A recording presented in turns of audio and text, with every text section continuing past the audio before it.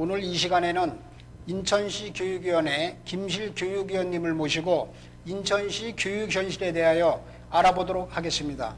안녕하십니까? 예, 안녕하세요. 그동안 교육위원으로 활동하시면서 위원님께서는 교육 현장에서 이제 느끼신 소감 이런 예. 게 있으실 걸로 알고 있습니다. 예. 그에 대해서 좀 한 말씀 해주시죠. 예, 교육 현장에 교사, 교장, 교감으로서 있을 때와 교육으로 있을 때 느낌이 여러 가지 다릅니다. 학교 현장에서는 아이들 열심히 가르치는 교육의 전문가만 됐으면 되는데 교육위원이 되다 보니까 그 상황이 좀 달라지더라고요. 왜냐하면 교육위원은 현장에서 열심히 가르칠 수 있도록 선생님이나 학부형 그리고 학생, 지역사회에 다가갈 수 있어야 됩니다. 이제까지 한 40여 년 동안 부평고등학교, 인천고등학교, 남고교장도고 재물고등학교라 혹은 도서적인 영종 중상고 그리고 용인에 조그만 학교가 있었습니다. 그런 데 있었을 때는 뭐 가르치기만 하면 되고 아이들한테 만족만 주면 된다고 생각했는데 교육위원은 그건 아니더라고요. 선생님이 잘 가르치고 학생들이 잘 배우고 학부형들이 만족하고 지역사회에서 신뢰할 수 있도록 해주는 하나의 그러한 교육 부분에서의 서비스맨이 돼야 되지 않냐. 서비스를 할 수 있도록 민원 현장에 계속 달려가고 그리고 그들에게 다가가서 그들이 교육이 바뀔 수 있도록 도와주는 그러한 맨이, 그러한 사람이 바로 교육위원이 아니냐 하는 그런 생각이 듭니다. 그러한 자세로 이제까지 해왔고 그렇게 하려고 애를 썼습니다. 예. 그러시면 현재 인천시에도 그 교육에 많은 문제점이 있는 걸로 알고 있습니다. 그럼 위원님께서는 어떠한 문제점이 있으며 또 그 문제점이 있다 하면은 그에 대한 대처 방안은 어떤 게 있는지 그에 대해서 한번 좀 짚어주시죠. 1년에 인천에서 타 지역으로 학생이 유출되는 게 약 400여 명이 넘습니다. 400여 명 이상의 인재가 떠난다는 얘기는 인천 교육에 그만큼 문제가 있기 때문에 그렇지 않냐 하는 상태입니다. 실제로 볼 것 같으면 인천에 고등학교가 111개가 있습니다. 그 가운데 인문계 고등학교가 82개가 있습니다. 그리고 인천에는 또 특목고도 많습니다. 과학고등학교, 외고고등학교, 국제고등학교가 있습니다. 그런데 단지 이제 인프라가 되어 있지 않기 때문에 라는 얘기는 또 통하지 않습니다. 어떤 사람은 얘기할 때 서울에 가까이 있기 때문에 간다라는 얘기 좀 그것도 통하지 않거든요. 과거에 볼 것 같으면 인천 지역이 다른 지역보다 인재가 많이 모여들었습니다. 가끔 신문지상에 보시면 알지만 인천에서 고등학교에 나왔는데 출신지 지역 보면 지방으로 된 사람이 많았거든요. 그러니까 학력에 대한 신뢰가 굉장히 많았었는데 요즘 이제 신문에 가끔 비춰지는 걸 볼 것 같으면 인천이 학력이 참 낮아요. 수능 성적에서 일부 교육 과목 영어 같은 데 볼 것 같으면 외국 영역이죠. 볼 것 같으면 인천이 100명 가운데 34명이 1등급에서 4등급 그러니까 상위권이죠. 34%밖에 안 되는데 어느 지방에 광역시를 볼 것 같으면 49%에 가까워요. 그러면 15명이 차이가 나는 거예요. 그와 같이 학력이 저하되어 있고 또 하나 수시고는 성취도 평가 있습니다.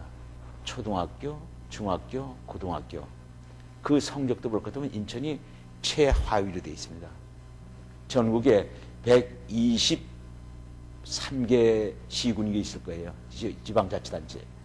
그 가운데도 인천이 계속 하위에 처져 있습니다. 물론 중학교에서 고등학교 갈 때 아이들이 빠져나갔기 때문에 고등학교 성적이 나쁘다고 이해할 수 있지만 초등학교부터 나쁘다는 얘기는 그만큼 인천의 학력을 세울 수 있는 것 같은 여건이 다른 지역보다는 약하지 않냐 하는 그런 생각이 듭니다. 이게 학력을 신장시키고 학력에 믿음을 주려면 가장 큰 것이 학교 현장에 학력에 책임지는 교장입니다. 교장 선생님이 교육 가족과 더불어 학력을 맡아서 책임질 수 있는 학교별 자율성을 줍니다. 자율성을 주려면 예산 부분도 있고 교원에 대한 인사도 나올 수 있고 그리고 그것을 여건 묶어낼 수 있는 여러 가지 기능적인 장치가 있습니다. 그리고 지역사회에서 그 같은 학력 관리를 위해서 지원도 많이 해줘야 됩니다. 물론. 뿐만 아니라 선생님에 대해서는 선생님이 근무할 수 있는 배려도 많이 해줘야 됩니다. 승진이라든지 근무 여건의 개선이라든지 그리고 선생님으로서 아이들을 가르치면서 자존심을 살려줄 수 있는 그런 부분도 있어야 됩니다. 그런데 그런 부분이 인천이 다른 지역보다 미흡하지 않냐 하는 생각도 듭니다. 뿐만 아니라 학생이 학교에 오게 되면 오래 머물 수 있도록 머물러서 배우면서 선생님과 지내주는 그런 시간적인 것도 줘야 되는데 지금 그렇지 못한 부분이 참 많습니다. 동반적인 관계에서 사교육을 죽이면 공교육이 사는 건 아닙니다. 사교육도 발전하고 공교육도 발전하고 공교육이 발전하면 사교육도 와야 됩니다. 동반자적인 관계에서 서로 상생할 수 있도록 정책적인 변화도 있어야 되잖냐. 그러면 인천 학력이 지금보다는 올라가지 않을까 하는 그런 생각이 들고 학력이 가장 큰 문제이기 때문에 학력에 보다 집중적으로 관심을 갖고선 학부형이 보내고 싶고 그리고 학생이 머물고 싶고 그리고 지역사회가 신뢰하는 그런 학교를 만들어서 학력에 관심을 가질 수 있도록 해줘야 된다고 그렇게 생각합니다. 그리고 올해의 그 인천시의 경우에요. 예.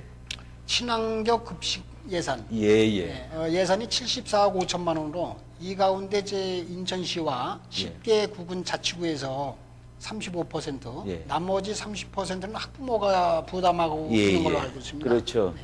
그런데 인천시는 내년도 친환경 무상급식 예산으로 30억 원을 올해 편성했습니다. 그렇죠. 이에 대해 인천 학교 급식 시민 모임단체죠. 시민단체들이 연간 약 인천의 그 예산이 7조 원 가량이 되는데 그렇죠. 좀 넘죠. 네. 예. 근데 그에 비해서 30억 원을 편성한다는 건 너무 초라한 거 아니냐. 예. 또 타 시군구나 이런 전국적으로 봤을 때 친환경 급식, 무상급식 그 예산이 이제 확대하는 그런 흐름인데 이제 인천시는 좀 역행하는 거 아니냐. 그런 지적이 뒤따르고 있습니다. 그런 부분에 대해서 어떠한 그 견해를 갖고 계시는지. 시 정부에서 많은 예산을 투입해서 사회복지적인 차원에서 아이들한테 급식이 이루어질 수 있도록 도와주는 것이 중요하지 않냐 하는 생각입니다.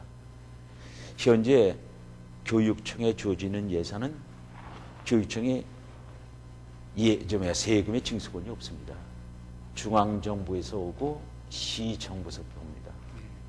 오는데 만일 그 예산에서 교육청의 예산 가운데 많은 부분을 갖다 아이들 급식하는데 예산을 돌리게 되면 풍선 효과라고 있죠. 한쪽이 예산을 쓰게 되면 한쪽이 예산이 좀 적어지죠. 기본적으로 교육청 예산은 이건 학교 현장, 특히 교실에서 쓰여지는 예산이 중요한 예산입니다. 그 예산의 일부를 갖다 아이들 급식하는데 쓰게 되면 당장 먹어서 좋을지는 모르지만 가리키는 것 같은 부분에서 예산이 일부 빠져나가기 때문에 이건 몇 년 후에, 몇십 년 후에 교육의 문제점은 대두될 수밖에 없습니다. 경제가 점점 나빠지다 보니까 매년 급식 문제가 나옵니다. 그랬을 때 원활한 교육이 이루어질 수 있는 인프라 구축 차원이라든지 혹은 학생에 대한 복지 차원 그런 부분에서 현재 말씀하신 그 같은 예산 부분에서 시정부가 좀 더 지원해 줬으면 그러면 현장에 교육이 더 활성화되지 않을까. 실제로 못 먹는 아이들한테 아무리 좋은 내용을 갖고 선생님이 열심히 가르치더라도 실제로 그것이 효과를 볼 수가 없습니다. 그전 얘기가 있죠. 금감산도 식후경이라고 그러죠. 그렇죠. 이제 아무리 좋은 교육 여건을 만들어 주더라도 아이가 배고프거나 혹은 먹지 못했을 때 가르칠 수 없습니다.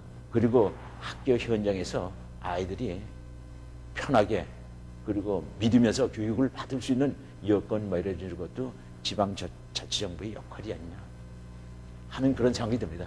그 교육 정책이나 그래서 뭐 정책이 좀 바뀌어야 된다 그런 말씀이 좀 있으셨습니다. 그럼 위원님께서는 이제 평소 생각하신 그 인천시 교육 정책 그에 대해서 이제 생각하고 계신 게 있으시다면 어떤 정책 변화라든가 그런 부분이 어떤 게 있는 건지 한번 좀 말씀해 주시죠. 교육 환경 변화에서 가장 중요한 화두는 학력 관리죠. 그렇다면 초등학교, 중학교, 고등학교 이어지는 학교 관계는 좀 더 입시와 무관하진 않거든요. 그러면 이제까지는 법과 규정만 바꾸면 이루어지지 않냐고 생각했는데 그거는 잘못된 생각이죠. 접근이 처음부터 잘못된 거예요. 접근은 뭐냐면 사람부터 해야죠. 사람부터 변화되고 그리고 그에 따라서 체제가 바뀌어야죠. 그런 다음에 이제 법 규정이 이루어져야죠. 그러니까 사람을 풀어놓고 그리고 창의성을 갖고선 학교 현장이 바뀔 수 있도록 해줘야 되잖냐.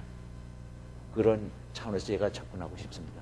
그래서 위원님께서 만일에 예. 그 인천시 교육을 책임지는 예. 그런 어떤 교육감이 되신다 하면은 예. 아마 가장 하고 싶으신 또 가장 먼저 해야 되는 그런 예. 어떤 부분이 있다 그러면 어떤 일이 있는지 그걸 좀 한번 소개해 주시죠. 교육 가족과 더불어 머리를 맞대고 학교 현장이 새로운 변화 바람에 의해서 학생에게 다가갈 수 있는 학부형이 만족할 수 있는 지역사회가 신뢰할 수 있는 그런 여건을 줘야 된다. 그리고 지역사회에서는 믿고 그리고 그 지역에서 필요한 인물을 만들어내는 기관이 학교다. 라는 신뢰와 믿음을 줄 수 있어야 됩니다. 그런 학교로서의 발전을 갖다 하도록 교육과정과 더불어 머리를 맞대고 노력해 보겠습니다. 네, 오늘 감사했습니다. 예. 아주 연말에 바쁘신데도 시간을 내주셔서 정말 아유, 감사합니다. 감사합니다. 교육에 관한 문제라면 문제 이제 불러주시고, 그리고 교육 문제는 이게 한 사람의 문제 아니고 모든 시민이 더불어 같이 해야 됩니다. 그런 부분에서 교육에 관심 갖고 교육에 힘 보태주기 부탁드립니다. 앞으로 더욱더 많이 관심을 갖도록 그렇게 예, 해보겠습니다. 아유, 감사합니다.